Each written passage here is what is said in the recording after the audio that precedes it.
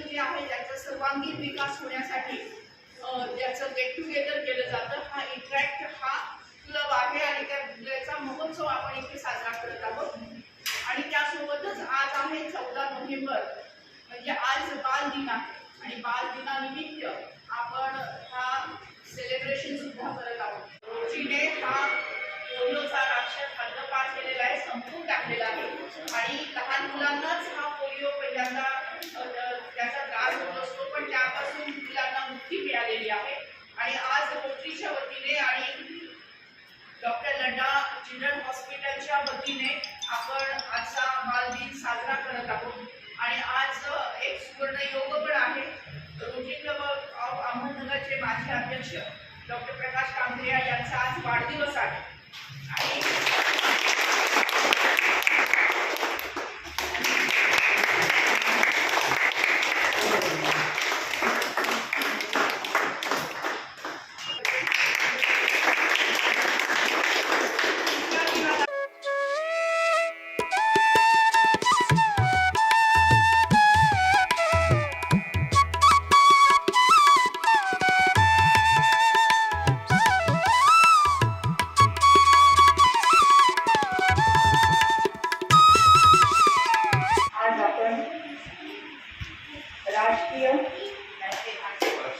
राष्ट्रीय पाठशाळा प्राथमिक विभागामध्ये आज आम्ही सर्व रोटरीचे पदाधिकारी इथे आलेलो आहोत. सर्वांनी लांब श्वास घ्यायचा आहे, श्वास सोडून द्यायचा आहे, परत लांब श्वास घ्यायचा आहे, सोडून द्यायचा आहे, परत लांब श्वास घ्यायचा आहे, सोडून द्यायचा आहे. माझी शाळा छान आहे, माझी शाळा मला आवडते, माझ्या शाळेतील सर्व शिक्षक शिक्षिका यांचा मला आदर आहे. मला अभ्यास करायला आवडतो, माझी स्मरणशक्ती छान आहे, मला मैदानी खेळ आवडतात, मी रोज 15 मिनिटं तरी ग्राउंडवर खेळते, मला अभ्यास आवडतो, सगळे विषय मला आवडतात, मी आई वडिलांचं नेहमीच ऐकते, मी वडीलधाऱ्या व्यक्तींना रोज नमस्कार करते,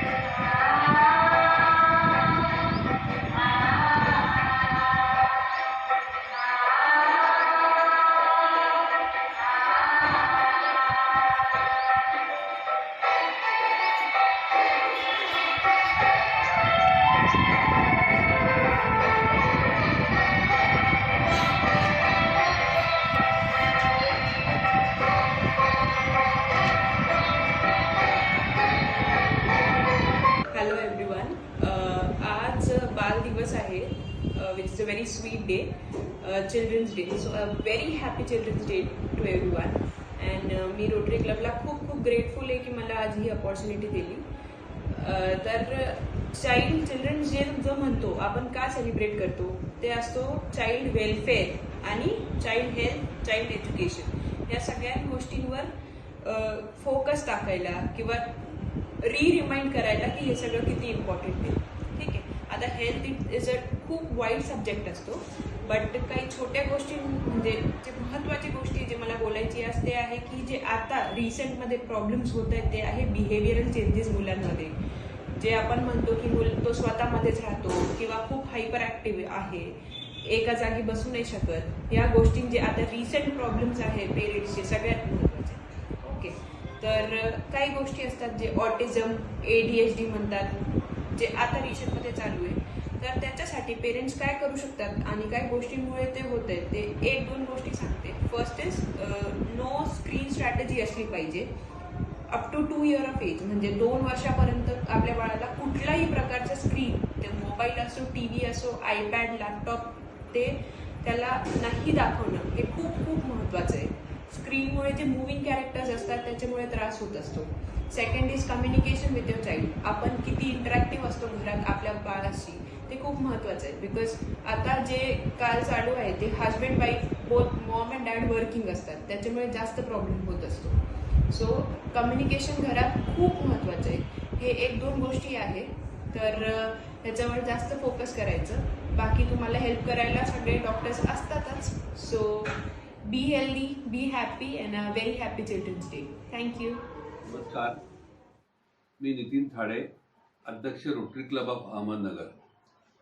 आज मला आनंद होतोय की बालदिनानिमित्त रोटरी क्लब ऑफ अहमदनगर आणि नगरमधल्या 2 ते 3 संस्थांनी मिळून बालदिनाचा कार्यक्रम आम्ही राबवला आहे.